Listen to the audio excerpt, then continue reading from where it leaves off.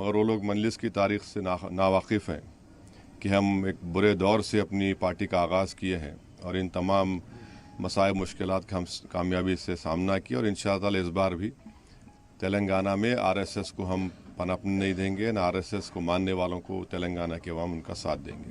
Sir, the BJP Intellectual guts to go and say this thing because the Adivasis will reject BJP.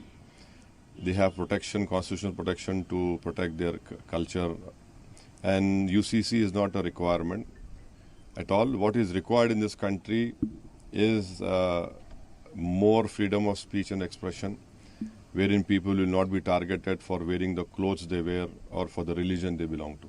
Sir, इनकी फ़िरक़ा परस्ती है, इन लोगों का political arrogance है और मजलिस की ताकत का इनको अंदाज़ा हो चुका है कि मजलिस एक पावरफुल पॉलिटिकल पार्टी है तेलंगाना में और हमारी 65 साल की मेहनत आज यहाँ पर है।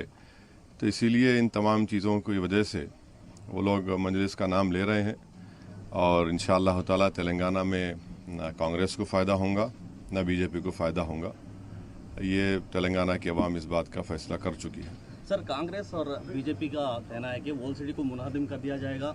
ये एक सुनहरा सपना वॉल सिटी के अवाम को बता रहे हैं। तो कांग्रेस का जो पीपीपी का मॉडल है वो तुर्कमान गेट का मॉडल है। इमरजेंसी में जो कांग्रेस के एक बहुत बड़ा लीडर वहाँ तुर्कमान गेट के पास खड़ा रहकर बोले थे कि मुझे यहाँ से इंडिया गेट नज़र आना, तो वहाँ पर 10,000 मुस्लिम घरों को तोड़ दिया गया था। बीजेपी के स्टेट प्रेसिडेंट ये बोलते हैं कि मॉल सिटी में बुलडोज़र चलाऊंगा।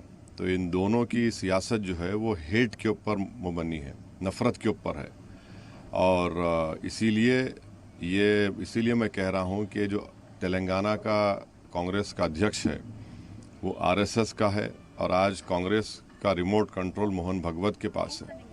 तो इसलिए हम तमाम को इनसे बाखबर रहने की ज़रूरत है। ये इस तरह की बातें जो कर रहे हैं वो असल उनका एजेंडा है, जहर है ज़रूर मगर एजेंडा है उनका। For last 9.5 years the BJP has been in power in our country. They have weakened the economy, they have destroyed small businesses. Their promise of providing 2 crore jobs, they have utterly failed in that, and as a result we see that we have high inflation and we have the highest unemployment of youth in the whole world. Instead of addressing the core issues which is related to the development of the country, the BJP indulges in these issues. As far as Uniform Civil Code is concerned, I wish and hope that Mr. Amit Shah goes to Adilabad, Khammam and Warangal and stands in the midst of all the Adivasis and tells them that we are going to implement Uniform Civil Code.